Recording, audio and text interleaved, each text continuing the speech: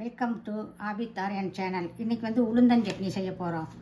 கடலை இல்லையேன்னு நினைக்கூடாது, உளுந்துருந்தாலே போதும். கொஞ்சம் உளுந்து, 2 வரமிளகா, 3 பச்சை மிளகா, கொஞ்சம் சிறிதளவு புளி, கொஞ்சம் தேங்காய், 1/2 தக்காளி பழம், 3 சின்ன வெங்காயம், கொத்தமல்லி தழை, கருவேப்பிலை, உப்பு தேவையானது. நல்லா வறுத்துக்கணும். வறுத்து சட்னி அரைச்சா இட்லிக்கெல்லாம் சூப்பராக இருக்குது. இட்லி, தோசை எல்லாத்துக்கும். கடலையிலேயே நவுதிப்பட வேண்டாம், இது போட்டிங்கன்னா சூப்பராக இருக்கும், உடம்புக்கும் நல்லது. இப்போ இது வறுக்க போகிறோம், வாங்க பார்க்கலாம். ஊற்றிக்கணும். 1 ஸ்பூன் எண்ணெய் ஊற்றி உளுந்தம் பருப்பு நல்லா வறுக்கணும். உளுந்தம் பருப்பு போட்டு நல்லா வறுக்க போகிறோம். சிவக்க வறுத்தா நல்லாயிருக்கும். கொஞ்சம் நல்லா டேஸ்ட்டாக இருக்கும், அதனால தான் எண்ணெயில் வறுக்கிறது.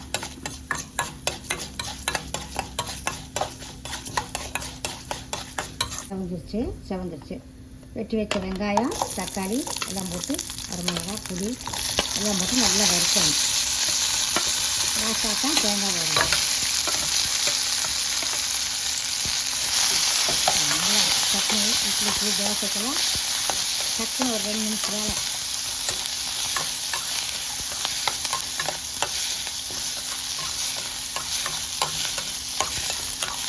அவ்வளோ ருசியாக இருக்கும்.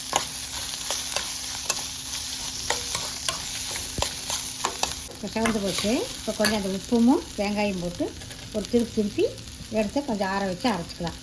அரைச்சி ஒரு சின்ன கடுகு போட்டு தாளிச்சிடலாம். அவ்வளோதான். டேஸ்ட்டாக இருக்கும். தோசைக்கெல்லாம் நல்லா டேஸ்ட்டாக இருக்கும்.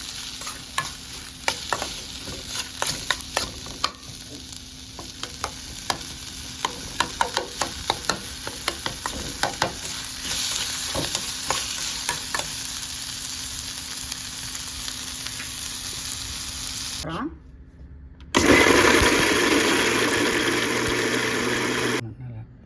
கலரே பாருங்கள். தாளிக்கணும். கொஞ்சம் எண்ணெய் ஊற்றி 2 கடுகு மட்டும் போட்டு தாளிக்கணும். அடுப்பு பற்ற வச்சுருக்குறோம். சும்மா 2 ஸ்பூன் போதும். எண்ணெய் காஞ்சதி கடுகு மட்டும்தான், கடுகு கருவேப்பிலை போட்டு தாளிச்சிடலாம். இப்போ இதில் கடலைப்பருப்பெல்லாம், கடுகு உளுந்து பருப்பெல்லாம் சேர்ந்தனால வெறும் கடுகு கருவேப்பிலை போட்டு தாளித்தா போதும். முடிய எடுத்து இது வந்து சுட சுட சாப்பாட்லேயும் போட்டு சாப்பிட்லாம். தோசை, இட்லிக்கு, புரோட்டா, சப்பாத்தி எல்லாத்துக்குமே நல்லாயிருக்கும். இது ஒரு டேஸ்ட்டு வேறு மாதிரியாக இருக்கும். வாங்க சாப்பிட்லாம். ரொம்ப நல்லாயிருக்கும். சுட சுட சாப்பாட்டில் போட்டு சாப்பிட்டா 2 நிமிஷத்து வேலை தான் இது.